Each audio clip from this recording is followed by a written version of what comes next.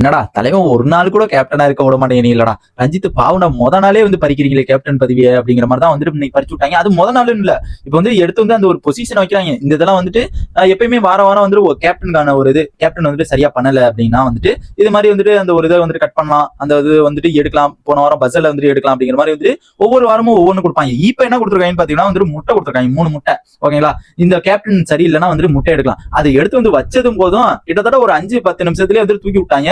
பாவண்டா ரஞ்சித், டேய் பாவண்டா, பதவி புடுக்கிறதுக்கு இவ்வளவு ஆர்வமாடா, ரஞ்சித் பதவி புடுக்கிறதுக்கு எவ்வளவு ஆர்வமாடா அப்படிங்கிறது வந்துட்டு இப்ப பார்க்கும்போதே நல்லா தெரியுது. இது என்ன டீட்டெயில் என்னங்கிறத நான் இந்த வீடியோல ஃபுல்லா சொல்றேன். என்னன்னு பாக்கணும்னா ஒரு 20 பேர் தான் நம்ம வீடியோ பாக்குறாங்க, 20 பேர் லைக் அண்ட் சப்ஸ்கிரைப் பண்ணி பார்த்தா ரொம்ப நல்லா இருக்கும். ஏன்னா காரணம்னு பாத்தீங்கன்னா வந்துட்டு தலைவன் வந்துட்டு எப்பயுமே பாருங்களேன் பேசவே விட மாட்டாப்ல.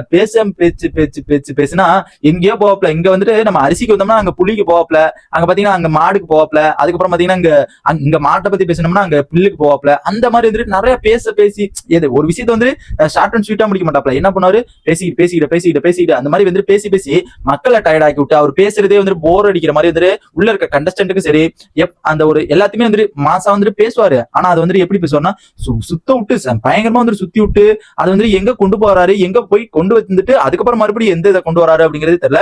ஏன்னா வந்துட்டு கிட்டத்தட்ட அவர் ஒரு விஷயத்தை ஆரம்பிச்சாருன்னா அந்த ஒரு வேற மாதிரி ஒரு விஷயத்தை கொண்டு போயிட்டு லாஸ்ட்ல தான் இந்த ஒரு நம்ம கேட்ட கேள்விக்கே பதில் வர மாதிரி எதிர்ப்பு பண்ணுவாரு.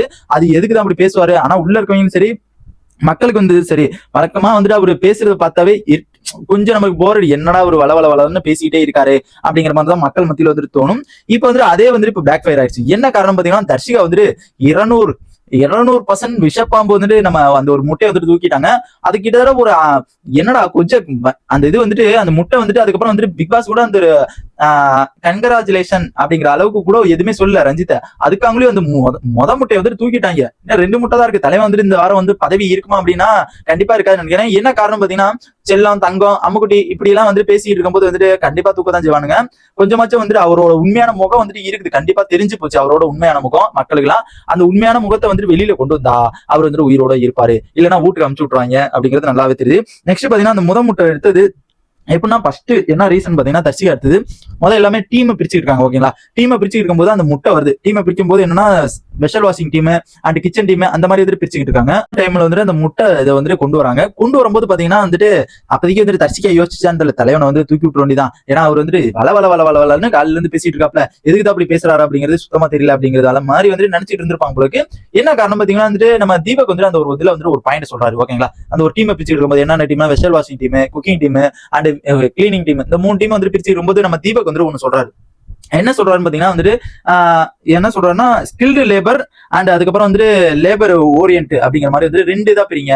ஸ்கில்டு லேபர்னா வந்துட்டு நம்ம குக்கிங் டீம்லாம் வந்துட்டு ஸ்கில்டு லேபரா வந்துட்டு குக்கிங்னா வந்துட்டு புதுசா வந்துட்டு யோசிச்சு அந்த மாதிரி வந்துட்டு பண்றது வந்து ஸ்கில்டு லேபர்.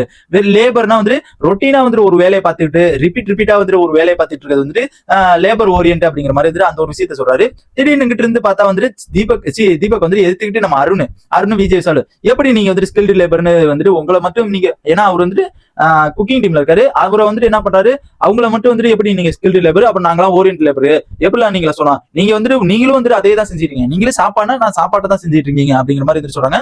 அதுக்கு வந்துட்டு இது வந்து அத்தியாவசியம் செஞ்சுதான், இது அத்தியாவசியம் தான். கிளீனிங் டீமும் அத்தியாவசியம் தான், வெசல் வாஷிங்கும் அத்தியாவசியம் தான். கழுவாம நீங்க சாப்பிடுவீங்களா, கழுவாம நீங்க பாத்ரூம் போவீங்களா அப்படிங்கிற மாதிரி வந்துட்டு நிறைய இது சொல்லி பயங்கரமான ஒரு ஃபைட் வந்துட்டு அங்க ஆரம்பிச்சிருச்சு.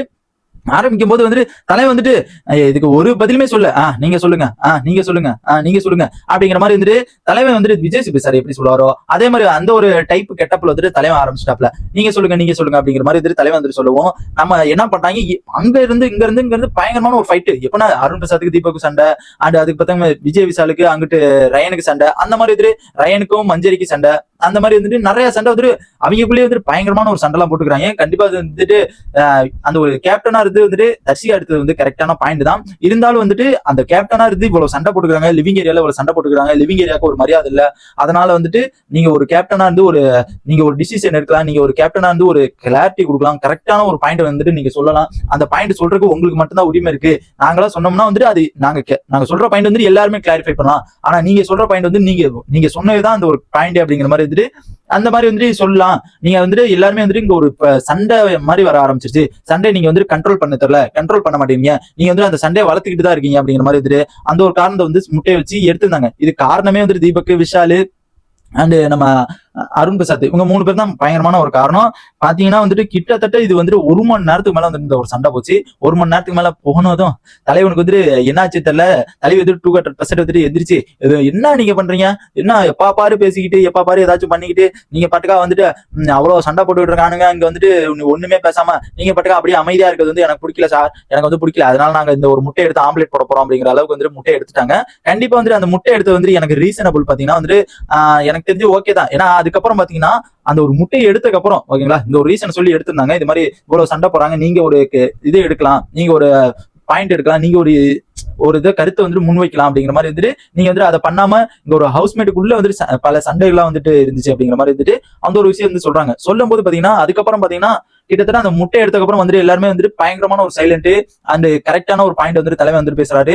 இதுல இருந்து பார்க்கும்போது எனக்கு கண்டிப்பா தோணுச்சு முட்டை எடுத்தது கரெக்ட் தான்டா, முட்டை எடுத்ததுனால எந்த ஒரு தப்பு இல்ல.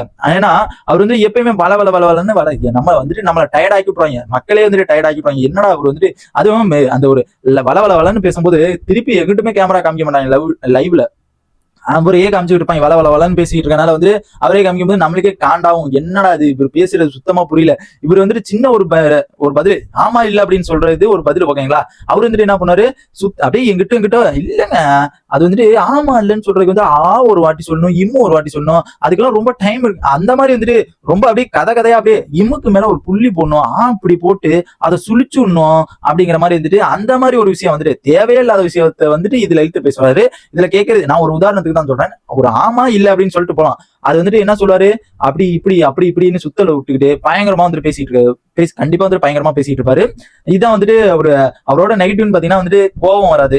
எப்படியா இருந்தா ஒரு கேப்டனா இருந்து அவரு ஒரு அட்ரஸ் பண்ணாருன்னா கண்டிப்பா ஹவுஸ்மேட் எல்லாருமே கேட்டுதான் ஆகணும். இருந்தாலும் வந்துட்டு கேட்காம விட்டாங்கன்னா வந்துட்டு அப்புறம் அவங்களுக்கு தான் கேட்காதவங்களுக்கு தான் கண்டிப்பா பேக் ஃபயர் ஆகும், இவருக்கு கண்டிப்பா பேக் ஃபயர் ஆகாது. இனிமே வந்துட்டு இந்த மாதிரி பேச மாட்டாரு அப்படிங்கிறது அவரே வந்துட்டு சொல்றாரு. இனிமே வந்துட்டு நானும் வளவலன்னு பேச மாட்டேன், நாங்க வளவலன்னு வந்துட்டு யாருக்கு வந்துட்டு என் பாயிண்ட் கரெக்டா வைப்பேன் அப்படிங்கிற மாதிரி வந்துட்டு முட்டை எடுத்தோன்னா அவருக்கு வந்து பயம் எடுத்துருச்சு. ஐயோ நம்ம பதவியை பறிக்க போயிட்டாடா, பதவியை பறிக்க ஆரம்பிச்சிட்டாங்க, சரி சீனியர்னால சும்மா விடுவாங்க அப்படின்னு நினைச்சா இவங்க நம்மளையும் சும்மா விட மாட்டேங்கிறாங்க, கப்பு ஒரு ஆளுக்கு தானே, அதனால வந்து எல்லாரும் அடிச்சுக்க ஆரம்பிச்சிட்டாங்க, இனிமே நம்ம வந்துட்டு சும்மா இருக்க கூடாதா அப்படிங்கறதுனால வந்து அடுத்த ஒரு ஸ்டெப் எல்லாம் பாத்தீங்கன்னா கரெக்டான பாயிண்ட், கரெக்டா ஒரு டிசிஷன் என்ன இது நீங்க இருக்கணும் அப்படிங்கிற மாதிரி வந்து அவரு டிசைட் பண்றாரு. இப்ப வந்துட்டு இவங்க அவங்க ஹவுஸ்மேட்டுக்குள்ள டிசைட் பண்ணிக்கோங்க, எதா இருந்தா ஹவுஸ்மேட்டுக்குள்ள பிரிஞ்சுக்குங்க, இப்ப குக்கிங் டீமா ஹவுஸ்மேட்டுக்குள்ள சேர்ந்து பிரிஞ்சுக்கோங்க, வெஷல் வாசிங்க ஹவுஸ்மேட்டுக்குள்ள சேர்ந்து பிரிஞ்சுக்கோங்க அப்படிங்கிற மாதிரி வந்து சொல்லிவிட்டு இப்போ வந்துட்டு இன்சார்ஜ் எடுக்கும்போது பல பிரச்சனை வந்துச்சு. அந்த இன்சார்ஜ் வந்துட்டு இவரே சூஸ் பண்ணிட்டாரு, நீங்க அந்த ஒரு ஹவுஸ்மேட் வந்துட்டு நீங்க வேலை செஞ்சுக்கோங்க, குக்கிங் நீங்க போங்க அப்படிங்கிறது சொல்ற கூட ஹவுஸ்மேட் மூலமா நீங்க யாரு போறீங்க, நீங்க யாரு இருக்கீங்க அப்படிங்கிற அளவுக்கு வந்துட்டு ஹவுஸ்மேட் தான் வந்துட்டு கேள்வி கேட்டாரு வச்சு. இவர் வந்துட்டு தனியா ஒரு பதில் எதுவுமே கொடுக்கல, எதுவுமே வந்துட்டு நீங்க இருங்க, நீங்க 5 பேருமே வந்துட்டு குக்கிங், நீங்க 5 பேருமே வெசல் வாசிங்க அப்படிங்கிற ஒரு டீம் வந்துட்டு அவங்க எடுக்கவே இல்லை. இது என்ன காரணம் பாத்தீங்கன்னா வந்துட்டு அவருக்கு செம்மையான ஒரு பயம் இருக்குன்னு நினைக்கிறேன். கண்டிப்பா வந்துட்டு ஏதோ ஒரு இதுல வந்துட்டு பயம் இருக்குது, ஐயோ மக்கள் மத்தியில வந்துட்டு நம்ம நல்ல பேர் வாங்கிட்டு இருக்கோமே, நல்ல பேர் வந்துட்டு அமைதியான படையா வாங்கிட்டு இருக்கோம். போன வாரம் வந்துட்டு விஜய் சேதுபதி சார் சீனியர்னு கூட பார்க்காம வந்துட்டு வெளுன்னு வெளுத்து விட்டாரு. இந்த வாரமாச்சும் கொஞ்சம் மாறுவாருன்னு நினைச்சேன், கண்டிப்பா அது மாற்றமே இல்லை. என்ன காரணம் பாத்தீங்கன்னா அவர் மறுபடியும் இழுத்த சாம்பாரே இழுத்துக்கிட்டே இருக்காரு. சாம்பாருக்கு மேல வந்துட்டு சட்னி போக மாட்டேங்கிறாரு, சாம்பாரே ஊத்தி நம்மள மண்டை அப்படியே கழுவி அப்படியே சாம்பார் தீந்து அதுக்கப்புறம் கழுவி பொழிச்சு கீழே ஊத்துறாங்க. அவர் வந்துட்டு கொஞ்சமாச்சும் வந்துட்டு கொஞ்சம் ஸ்ட்ரிக்டா மாறினா கொஞ்சம் நல்லா இருக்கும் நினைக்கிறேன். பார்க்கலாம் என்னதான் நடக்குது அப்படிங்கிறது. இதை பத்தி உங்க ஒப்பீனியன் மறக்காம கமெண்ட் பண்ணுங்க. தர்ஷிகா எடுத்த காரணம் உங்களுக்கு எப்படி இருந்துச்சு, எப்படி இருக்குது அப்படிங்கிறத மறக்காம கமெண்ட் பண்ணுங்க. இந்த மாதிரி பிக் பாஸோட எல்லா பிரச்சனையும் தெரிஞ்சுக்கணும்னா நம்ம சேனல் சப்ஸ்கிரைப் பண்ணி சப்போர்ட் பண்ணுங்க.